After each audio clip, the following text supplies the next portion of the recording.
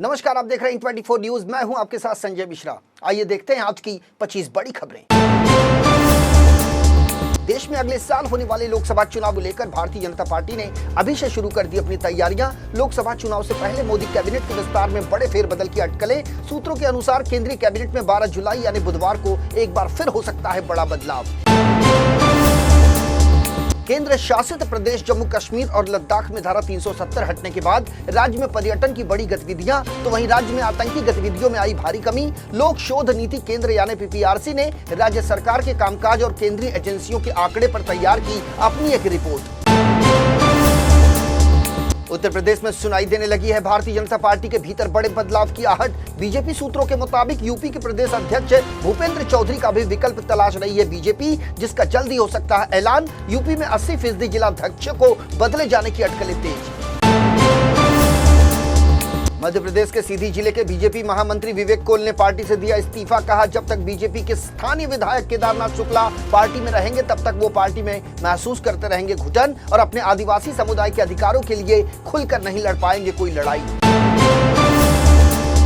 दरअसल मंगलवार को एक वीडियो सामने आया था जिसमें एक आदिवासी व्यक्ति पर पेशाब करते नजर आए थे सीधी जिले के स्थानीय विधायक केदारनाथ शुक्ला के प्रतिनिधि प्रवेश शुक्ला। जबकि अगले ही दिन प्रवेश शुक्ला को पुलिस ने कर दिया था गिरफ्तार और उसके खिलाफ राष्ट्रीय सुरक्षा कानून के तहत दर्ज किया गया था मुकदमा। 8 जुलाई को नवलगढ़ रोड पर महिला थाने के सामने बारिश और जल भराव हादसे में युवराज मीणा नाम के छात्र की मौत। इसके लिए जिम्मेदार अधिकारियों के खिलाफ जिला प्रशासन ने त्वरित कार्रवाई करते हुए अधिशासी अभियंता नगर परिषद सीकर को किया निलंबित। परिजनों द्वारा प्रस्तुत प्रार्थना पत्र के अनुसार दर्ज की गई है एफआईआर, जिसकी की जाएगी निष्पक्ष जांच। पंजाब और हिमाचल प्रदेश में भारी बारिश को देखते हुए हरकत में आया शासन प्रशासन। मुख्यमंत्री भगवंत मान के दिशा निर्देशों के बाद राजस्व, पुनर्वास एवं आपदा प्रबंधन मंत्री समेत कई मंत्रियों ने राज्य के बाढ़ प्रभावित क्षेत्रों का किया दौरा। राहत और बचाव के संदर्भ में चल रही तमाम गतिविधियों का भी लिया जायजा। उत्तर प्रदेश के बिजनौर जिले में 2 दिन से लगातार हो रही तेज बारिश को देखते हुए जिलाधिकारी ने 10 और 11 जुलाई को पहली से लेकर 8वीं तक सभी स्कूलों को बंद करने का जारी किया आदेश। कांवड़ यात्रा के मद्देनजर कांवड़ यात्रियों को दिक्कत न हो इसलिए कांवड़ मार्गों को किया गया गड्ढा मुक्त। लेकिन पिछले 4 दिन से हो रही बारिश से गड्ढा मुक्त कराई गई सड़कों पर पानी भरने से फिर टूट गई सड़कें। राष्ट्रीय स्वयंसेवक संघ के पूर्व प्रमुख एमएस गोलवलकर को लेकर सोशल मीडिया पर विवादास्पद पोस्टर साझा करने पर कांग्रेस के राज्यसभा सांसद दिग्विजय सिंह के खिलाफ बड़ी कार्रवाई। दिग्विजय सिंह के खिलाफ इंदौर और गुना में आपराधिक मुकदमा दर्ज। उज्जैन के अजाक पुलिस स्टेशन में भी रविवार रात को एट्रोसिटी एक्ट समेत किसी समुदाय विशेष के खिलाफ उकसाने को लेकर धारा 505 के तहत मुकदमा दर्ज। पुलिस ने शुरू की मामले की जाँच। कांग्रेस के वरिष्ठ नेता और मध्य प्रदेश के पूर्व मुख्यमंत्री दिग्विजय सिंह पर आरोप है कि उन्होंने अपने ट्विटर और फेसबुक पर साझा किया विवादास्पद पोस्ट। वाल्मीकि समाज के राजकुमार घावरी ने अपनी शिकायत में किया उल्लेख। कहा, संघ के गुरुजी यानी एमएस गोलवलकर के नाम और तस्वीर वाला विवादास्पद पोस्टर साझा इसलिए किया गया ताकि दलितों, पिछड़ों, मुसलमानों और हिंदुओं में वैमनस्य पैदा करके संघर्ष के लिए उकसाए जा सके। जम्मू कश्मीर में भारी बारिश के कारण उफान पर नदियां, रोकी गई अमरनाथ यात्रा। इस दौरान जम्मू गुफा मंदिर के रास्ते में फंसे हैं हजारों तीर्थयात्री। केंद्रीय गृह मंत्री अमित शाह ने दिल्ली और जम्मू कश्मीर के उपराज्यपाल से ली हालात की जानकारी। दिल्ली में बारिश ने तोड़ा 41 साल का पुराना रिकॉर्ड।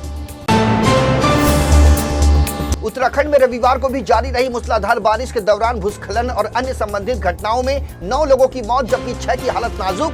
मौसम खराब रहने का पूर्वानुमान व्यक्त करते हुए आईएमडी ने दी चेतावनी, जिसके बाद प्रशासन को रेड अलर्ट पर रहने के लिए जारी किया गया आदेश।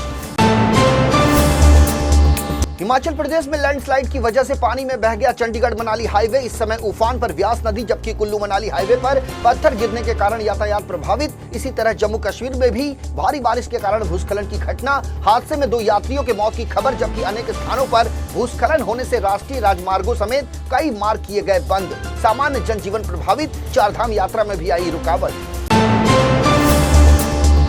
दिल्ली, हिमाचल और पंजाब में आज भी भारी बारिश का अलर्ट जारी। जहां हिमाचल के मंडी में आज भी जारी है तेज वर्षा, तो वहीं हरियाणा द्वारा यमुना में 1 लाख क्यूसेक पानी छोड़े जाने से नदी का जलस्तर तेजी से पहुंचा खतरे के निशान तक। उत्तर भारत के ज्यादातर राज्यों में कहर बरपा रही है मानसून की बारिश। आज है सावन का पहला सोमवार। देश भर के शिवालयों में आज सुबह से ही जलाभिषेक के लिए भक्तों का लगा हुआ है तांता। सावन का हर सोमवार भगवान शिव की पूजा के लिए होता है समर्पित। सावन के महीने में ज्यादातर भक्त हर सोमवार को रखते हैं व्रत। सावन को माना जाता है शुभ महीना। सोमनाथ या सोमेश्वर के नाम से भी जाने जाते हैं भगवान शिव, क्योंकि वो अपने माथे पर धारण करते हैं अर्धचंद्र। चंद्रमा से जुड़ा है सोमवार शब्द और सोम का अर्थ होता है चंद्र। सावन में अक्सर आते हैं 4 या 5 सोमवार, लेकिन इस बार करीब 19 सालों बाद होंगे सावन में 8 सोमवार। मौसम में सुधार होते ही बालटाल आधार शिविर से सोमवार को शुरू की गई अमरनाथ यात्रा। अधिकारियों के मुताबिक अमरनाथ यात्रा के लिए भी शुरू कर दी गई है चॉपर सेवा। कहा, अमरनाथ गुफा के आसपास आसमान साफ दिखने के बाद अधिकारियों ने गुफा मंदिर के खोल दिए द्वार और वहां फंसे श्रद्धालुओं को दक्षिण कश्मीर के हिमालय में प्राकृतिक रूप से निर्मित बर्फ के शिवलिंग के दर्शन की भी दे दी अनुमति। एक बार फिर भारत इस सप्ताह रचने जा रहा है एक नया रिकॉर्ड। चंद्रयान 3 को लॉन्च करने की इसरो ने की पूरी तैयारी, जिसके बाद पूरी दुनिया में भारत चंद्रमा की सतह पर अपना अंतरिक्ष यान उतारने वाला बन जाएगा चौथा देश। इस मिशन पर फिलहाल पूरी दुनिया की नजर। असंतुष्ट एनसीपी नेता और राज्य मंत्री छगन भुजबल रविवार को राष्ट्रवादी कांग्रेस पार्टी के अध्यक्ष शरद पवार पर जमकर बरसे। पवार पर निशाना साधते हुए छगन भुजबल ने कहा, अगर इसी तरह मांगते रहे माफी तो उन्हें कई अन्य जगहों पर जाकर इसी तरह व्यक्त करना होगा खेद। दरअसल एनसीपी नेता शरद पवार ने भुजबल को नासिक जिले के यवला विधानसभा क्षेत्र का विधायक बनाए जाने पर लोगों से मांगी थी माफी। गुजरात पुलिस ने छत्रपति शिवाजी महाराज के बारे में कथित रूप से अपमानजनक टिप्पणी करने के आरोप में एक व्यक्ति को किया गिरफ्तार। पुलिस के अनुसार आर्यन पटेल के रूप में हुई है गिरफ्तार आरोपी की पहचान। घटना के मुताबिक एक दोस्त से बहस के दौरान आर्यन पटेल ने कर दी थी 17वीं शताब्दी के मराठा राजा के बारे में आपत्तिजनक टिप्पणी। आरोपी आर्यन पटेल के खिलाफ आईपीसी की धारा 153A और 294B के तहत मुकदमा दर्ज। केंद्रीय गृह मंत्री अमित शाह का कथित तौर पर एक विशेष कार्यकारी अधिकारी यानी OSD बताने वाला बहुरूपिया गिरफ्तार। सिविल इंजीनियर के तौर पर गंगा एक्सप्रेस वे परियोजना के लिए एक वरिष्ठ अधिकारी के रूप में अपनी नियुक्ति कराने की कर रहा था कोशिश। पुलिस द्वारा गिरफ्तार 48 वर्षीय आरोपी रॉबिन उपाध्याय ने किया था दावा। कहा, पिछले 25 सालों से अधिक समय तक उसने कई बहुराष्ट्रीय कंपनियों में किया है काम। भारत की युवा तीरंदाज आदिति स्वामी ने पूरी दुनिया में रोशन किया देश का नाम। आदिति ने world youth archery under 18 compound में भारत के लिए जीता गोल्ड मेडल। आदिति ने अमेरिका की लीन ड्रैग को 142-136 से हराकर खिताब किया अपने नाम। आदिति लगातार अंडर 18 कंपाउंड आर्चरी में कर रही हैं शानदार प्रदर्शन। यूएस सेंट्रल कमांड यानी सेंटकॉम ने की बड़ी घोषणा। कहा, अमेरिकी सेना ने पूर्वी सीरिया में किए अपने ड्रोन हमले में इस्लामिक स्टेट के एक नेता को मार गिराया। CENTCOM commander general Michael Kurilla के मुताबिक 7 जुलाई को किए गए हमले में मारे गए आईएस नेता का नाम ओसामा अल मुहाजिर। MQ-9 रीपर ड्रोन से अमेरिकी सेना ने किया था हमला। चीन और पाकिस्तान के मोर्चे पर खुद को लगातार मजबूत करता जा रहा है भारत। पिछले कुछ सालों में बहुत ज्यादा बढ़ी है भारत की सैन्य ताकत। इसी बीच भारतीय नौसेना के बेड़े में भी कई गुना बढ़ने जा रही है ताकत। INS विक्रांत के लिए फ्रांस से 26 राफेल यानी समुद्री फाइटर जेट विमानों का सौदा कर सकता है भारत, जिस पर पीएम मोदी के दौरे के बीच किया जा सकता है हस्ताक्षर।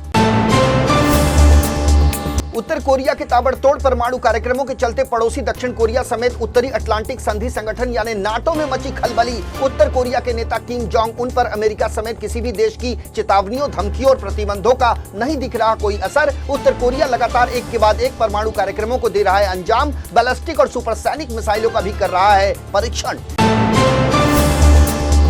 तो ये थी आज की 25 बड़ी खबरें। देश और दुनिया की ताजा तरीन खबरों के लिए बने रहिए इन 24 न्यूज के साथ। मुझे और मेरी पूरी टीम को दीजिए इजाजत। नमस्कार।